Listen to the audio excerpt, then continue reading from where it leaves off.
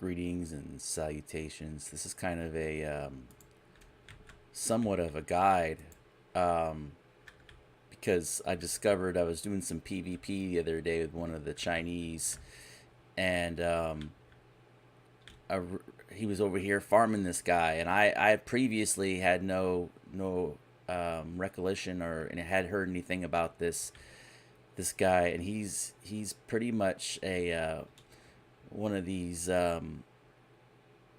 demi bosses, and I'm trying to kite him around. He's got an axe that causes a bleed effect, and this is pre patch, so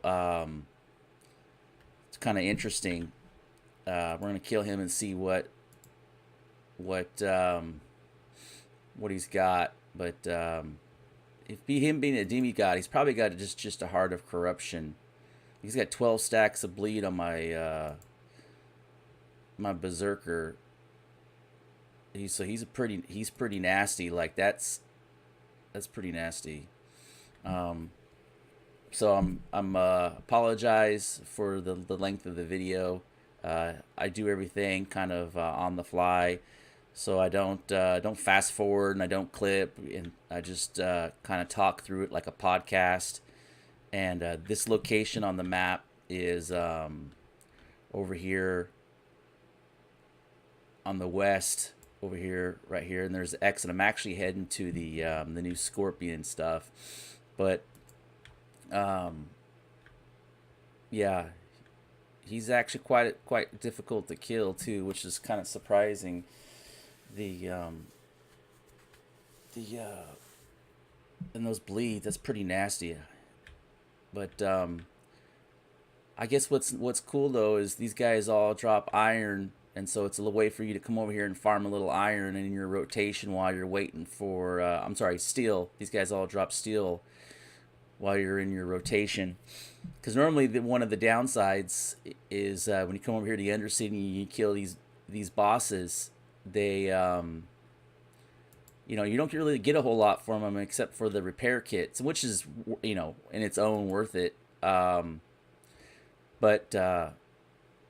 maybe you get a little brimstone, but and some hide and rotten meat, but that's typically it. But the one of the advantages now, knowing that these guys are over here in this far bottom corner,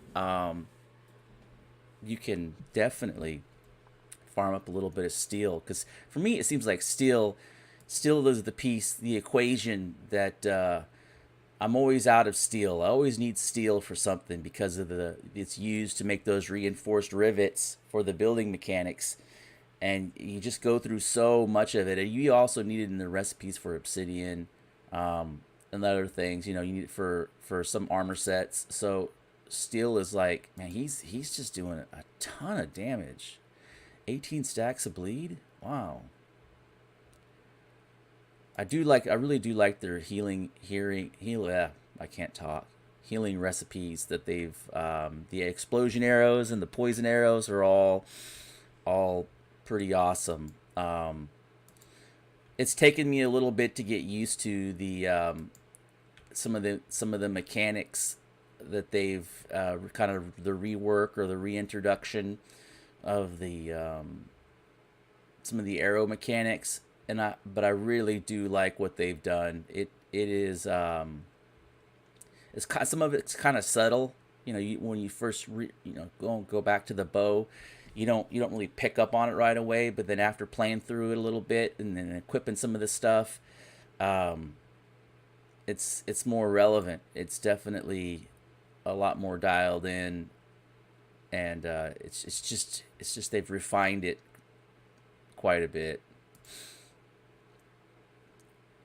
Yeah, before I never even touched a bow, and now it's like a 60-40. Oh, let's see what he's got. Okay, so he's in the same rotation as. I want to use a pick on these guys, because if you use a pick, you get bone chips usually. Yeah, there we go. Some bone chips. Oh, okay. And then nice, very nice. So dark. All right, just didn't realize that was a fragment guide. Very nice.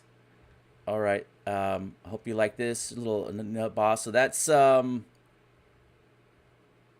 They said there's 8 total. I never farm the one that's the snake boss.